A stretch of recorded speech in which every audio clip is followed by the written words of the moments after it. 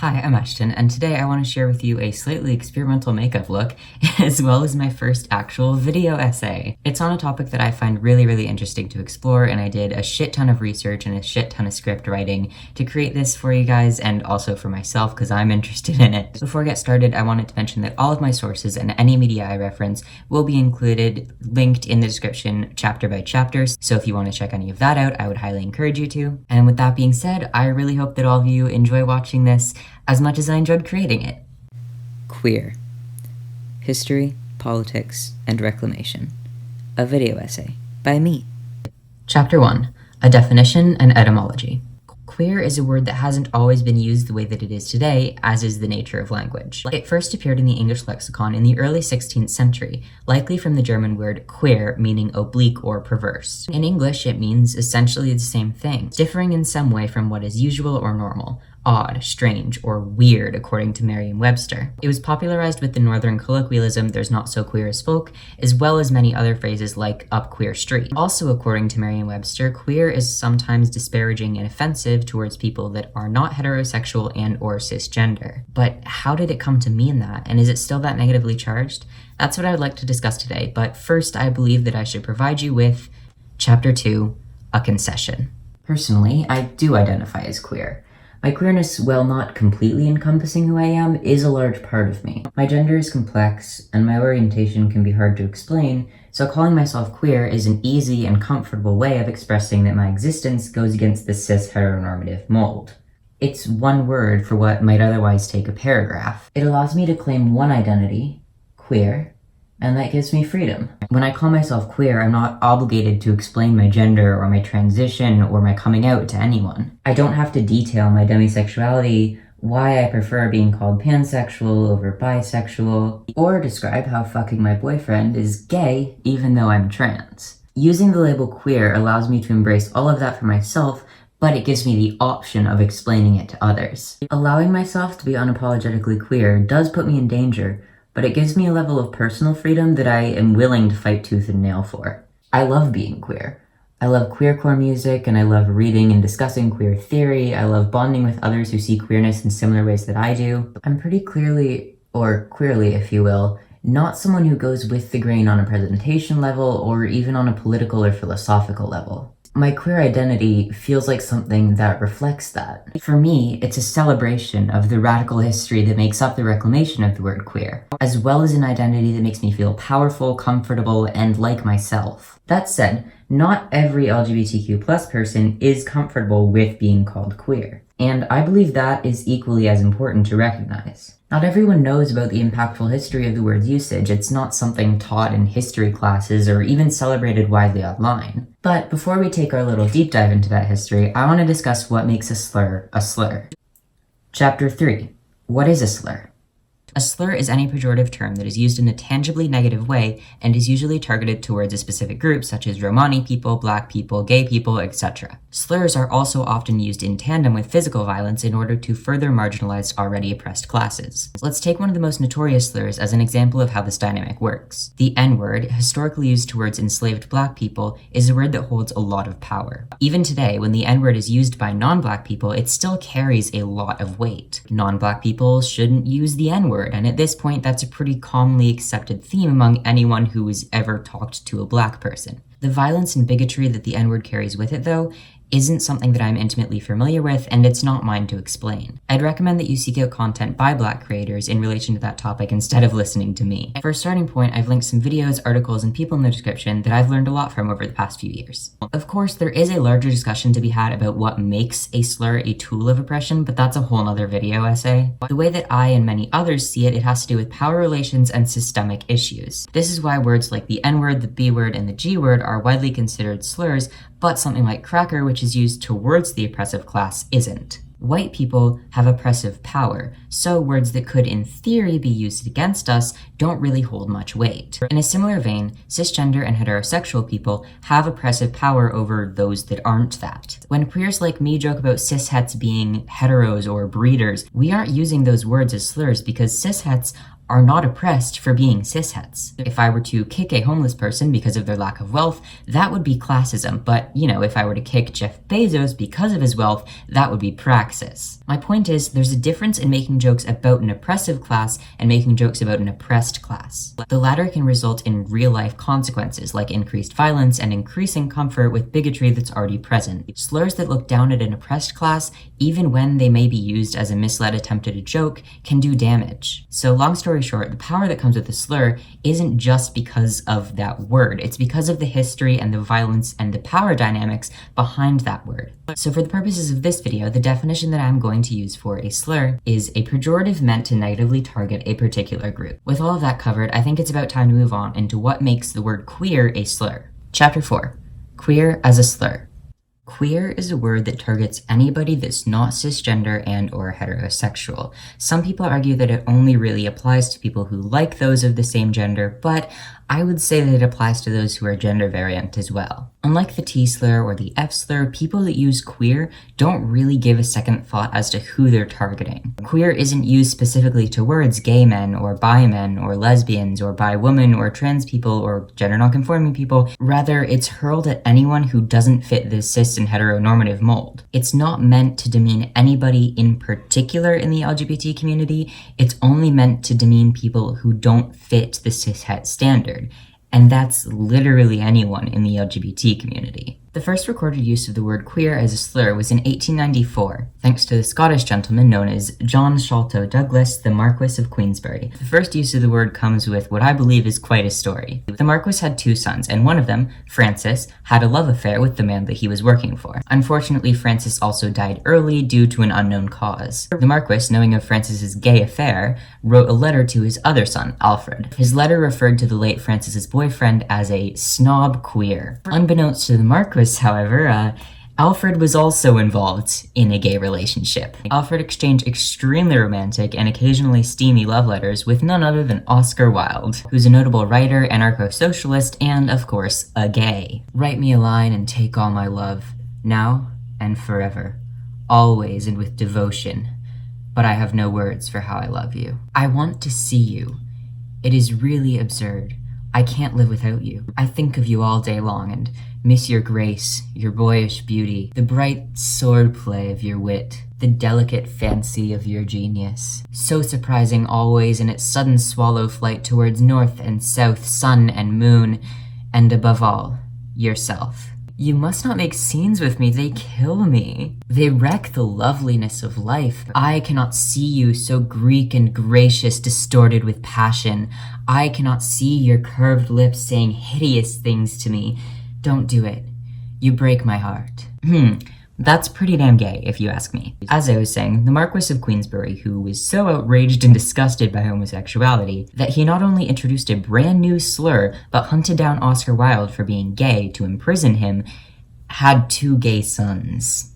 After that, queer worked its way into the English lexicon as a slur for those who like their own gender, but not very quickly. Remember, the internet didn't exist in this time, so fun new pejoratives didn't spread then as quickly as they might today. Now, it is difficult to properly track the usage of the word queer through this time. A lot of queer history is oral or underground, and it's very, very rarely touted in history classes as an important part of our past. Seriously, when we had our little socio-political and or civil rights movements unit in my 11th grade history class, we had an assignment to write about any movement of our choosing, either from a list that they provided or one that we approved with our teacher. So I asked if I could write about the Stonewall riots, and my teacher asked if I meant the Berlin Wall. I did not mean the Berlin Wall. Then again, this was the same history teacher that thought Canada has states, so... Back to my point, queer history is hard to track. It's also very often inaccessible. In doing my research for this video, I found an Artforum article from 1990 on Queer Nation, but it was pay to read. And I didn't want to cite a source that you guys would have to pay to check for yourselves. I also attempted to look through newspaper archives for some of the first occurrences of the word queer in public print, but those are also all pay to read. One of my favorite feelings is when you finally track down a really good solid primary source, but with queer history that's oftentimes very hard. Regardless, from what I've found, 20 years after its original use as a slur in that nobleman's letter, queer had made its way across the ocean, appearing to describe LGBT+ people in an LA newspaper in 1914. They describe a club as composed of queer people, where queer people have a good time. The Oxford English Dictionary also quoted Arnold Bennett as describing an immense reunion of art students, painters, and queer people, girls in fancy male costumes, queer dancing. Through the 1900s, queer became more and more popular as a slur for describing those who presented, well, queerly. Of course, queer isn't the only word that's been used against LGBT plus people. Fairy, pansy, poof, sissy, bugger, fag, queer. All of these words, and more, have been used both by and against LGBT plus people. So, with its history as a slur in mind, let's move on to how queer became a very oftentimes reclaimed slur for people in the LGBTQIA plus community. Chapter 5. Reclamation. One odd myth that I see floating around from time to time is that queer is a pejorative that was only very recently reclaimed, as in early 2000s, 2010s, Tumblr kid style. The truth is, it's been used by queer people for queer people for a long, long time before that. So buckle up, buttercups, because this is going to be the long part. First, I do want to address that it is difficult to properly determine how far back the word queer goes in terms of reclamation, because as I mentioned before, a lot of LGBT plus history is oral or underground. Luckily though, there are many recorded usages of the word queer before the turn of the century. George Chauncey, notable history professor and a director of the Columbia Research Initiative on the Global History of Sexualities, has written that queer was a self-descriptor as far back as the 1930s. I don't know if he has primary sources or references for this, as I haven't read the book where the discussion occurs, and for reference, the book is Gay New York, Gender, Urban Culture, and the Making of the Gay Male World, 1890 through 1940, and it is by George Chauncey. Considering how reputable the author is, I am relatively willing to take his word for it that gay men in the 1930s used queer to describe themselves. But the point is, even in the early 1900s, queer was used as a self-identifier by queer people. One recorded example of this is Gertrude Stein, a notable modernist poet, playwright, and novelist, who also happened to love women. QED was published in 1950 after Stein's death, but she completed it in 1903, and it's known as one of the first coming-out stories. It's a novel about a lesbian love affair that's based on Stein's own life, and it includes the word queer as a self-descriptor even though it was written in the really, really early 1900s. You are queer and interesting, even if you don't know it.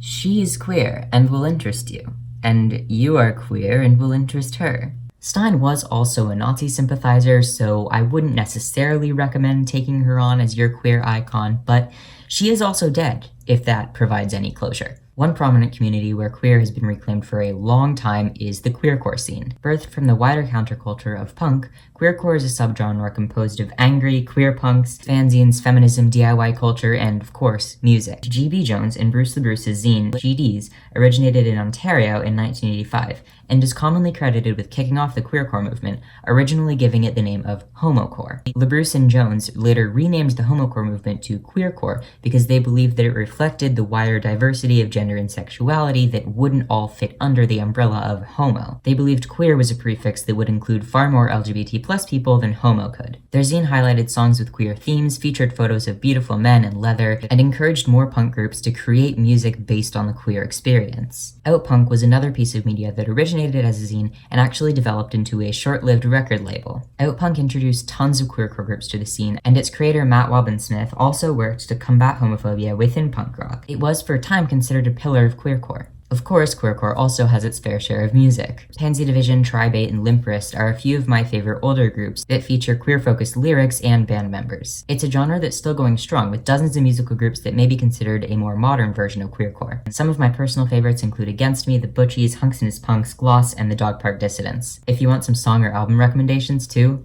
hit me up. It's not just queercore though. Queer is a word that's been tied with leftist politics, activism, and direct action for quite some time. When I asked my followers for their feelings on the word queer, I wasn't the only one who associated the word with radicalism. The embrace of radical queerness is something that's given queer a very heavy leftist connotation compared to the more liberal or centrist or even conservative usage of LGBTQ+. When LGBT+ issues became more of a mainstream discussion, some people, especially white and cisgender gay men, seem to forget about the radical roots of the movement, like, throwing bricks at cops. Some offshoots of LGBT plus activism, or let's be honest, LG activism, became assimilationist movements. A lot of these white cis gays fought for marriage equality, inclusion in the military, adoption rights, which on the surface all seem great, but in the end, it'll only serve to integrate LGBT plus people into quote-unquote normal society and make us just another cog in the capitalist, military-industrial complex white picket fence machine. As this branch of assimilationism became more mainstream, more and more leftist people began embracing the label of queer to differentiate themselves from the assimilationist side. As the Dog Park dissidents so eloquently put it,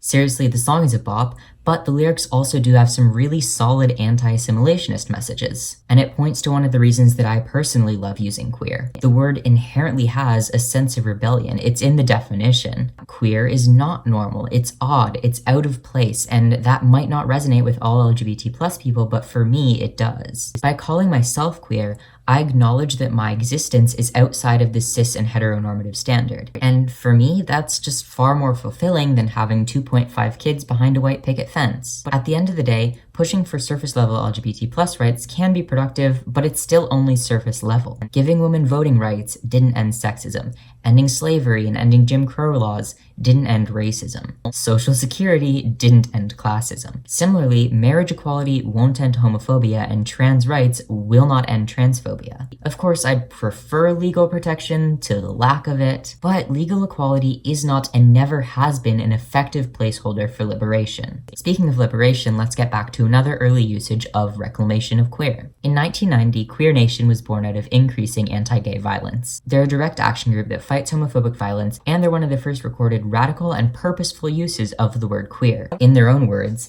yes, gay is great. It has its place. But when a lot of lesbians and gay men wake up in the morning, we feel angry and disgusted, not gay. So we've chosen to call ourselves queer. Using queer is a way of reminding us how we are perceived by the rest of the world. They're also the parents of the now popular and often parodied cry of, "We're here, we're queer, get over it." Queer Nation reinforced the radical liberation aspect of queerness that some people had forgotten. Leftism, specifically anarchism, and queerness are undoubtedly tied together. Birthed from queercore and anarchism, queer anarchism, or anarcho-queer, is an anarchist school of thought that values revolution and anarchy as paths to queer liberation. There were and are many direct action groups that are based on the ideas of anarcho-queerness. There was Queer Mutiny, a UK-based anarcho-syndicalist collective founded on self-defense, queer presence, and DIY. There was also the Queer Insurrection and Liberation Army of Syria, a revolutionary subunit focused on combating the anti-LGBT violence of ISIL or ISIS. Then there's Queer Fist out of New York City, another radical group that protested using the chant, "We're here, we're queer, we're fabulous,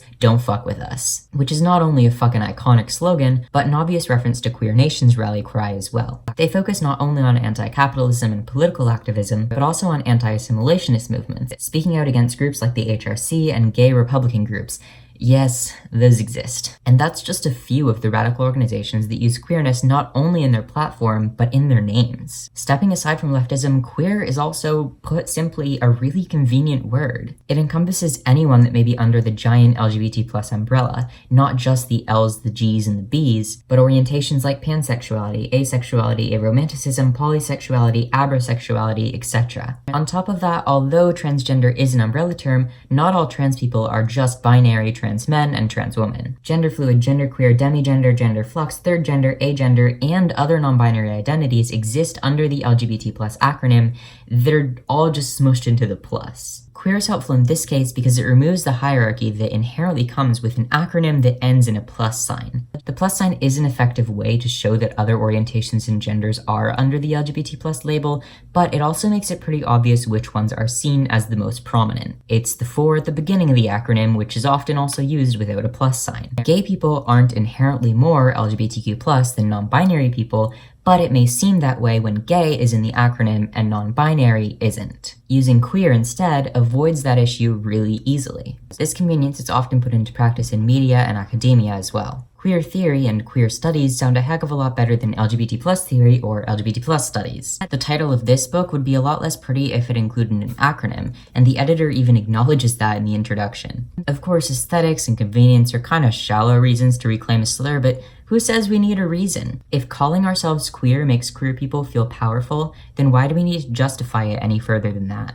An expression of this that I quite liked is given by Petert Ackroyd in the book Queer City. He begins the book by acknowledging his use of the word queer and explaining why he uses it. The use of the word queer signifies defiance and a refusal to use Carl Maria Benkert's clinical neologism, homosexuality.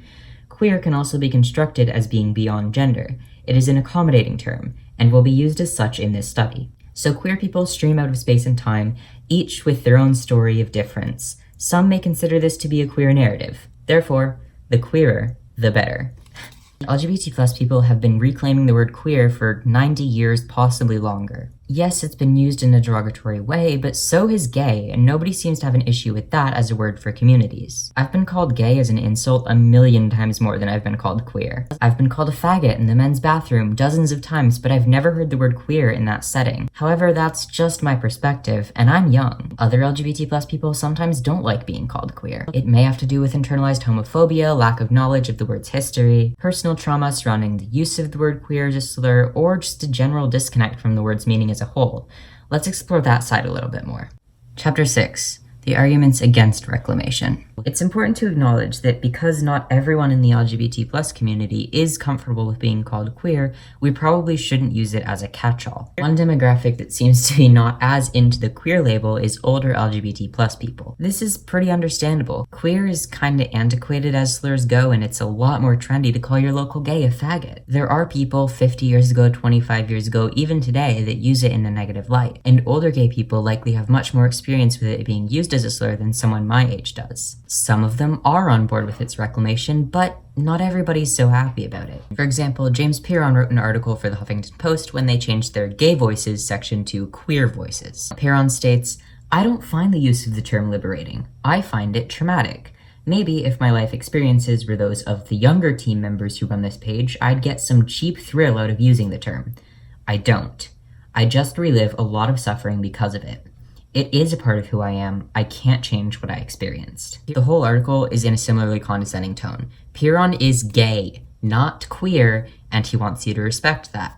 Valid. But here's the thing. When I use sources, I like to look into them, especially when I'm using articles. I need to know who the author is to ensure that it's credible. And James Pierron, allow me to take a little tangent. He's written for the Huffington Post as well as a few other places, and he's the self-proclaimed president of the Moorfield Story Institute.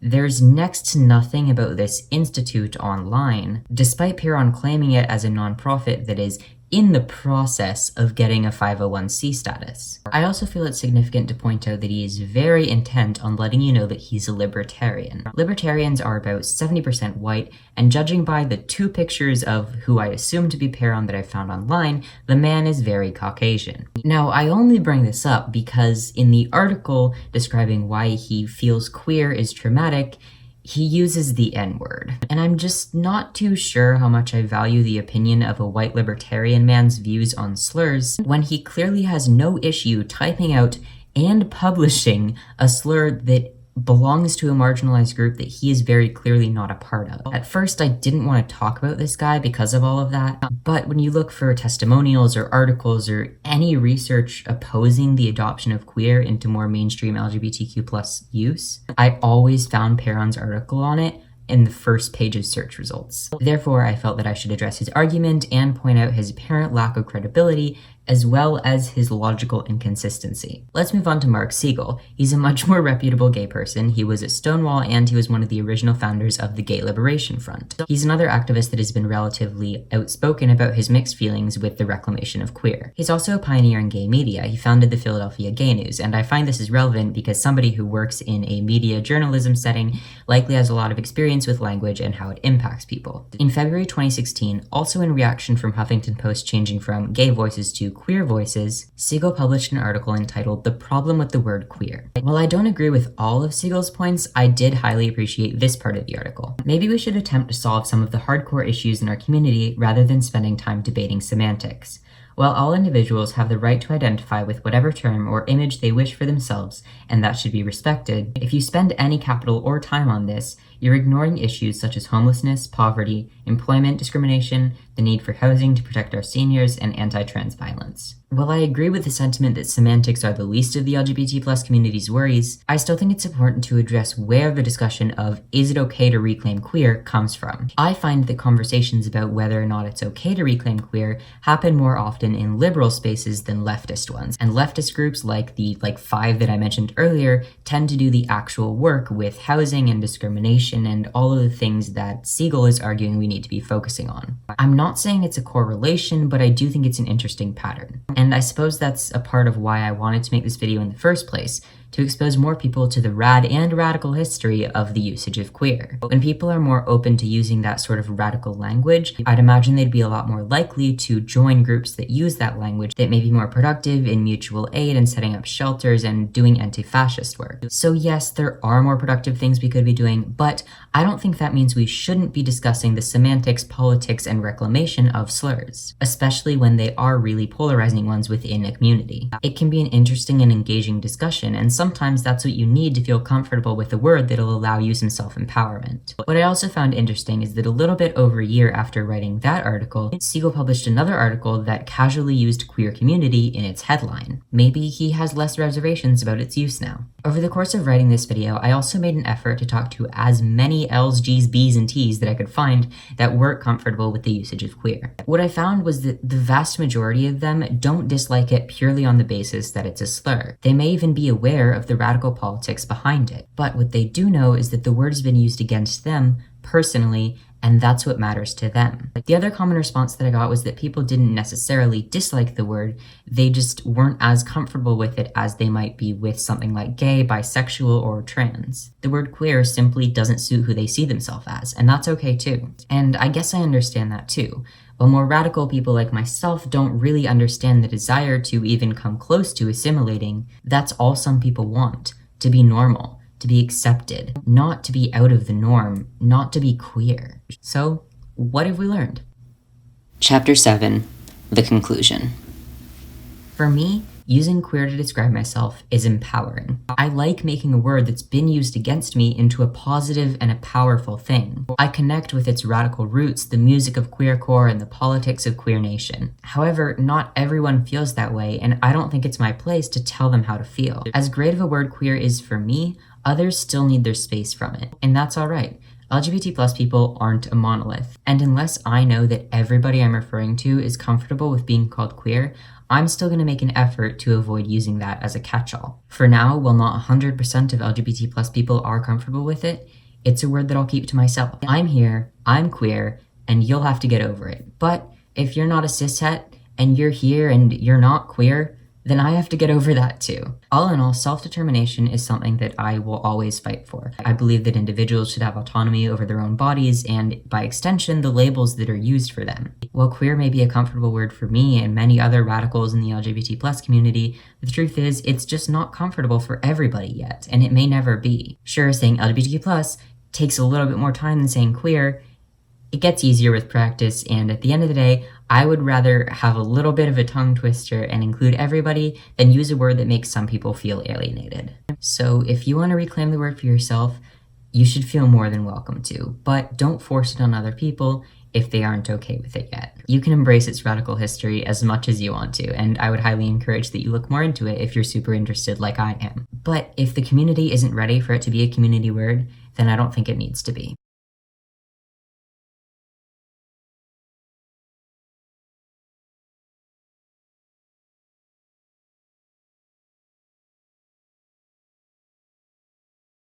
That's it. That's the whole video. I finished. That's it. I'm done. You watched the whole thing. Oh my god, you're still here. Thank you. I really hope that you enjoyed it.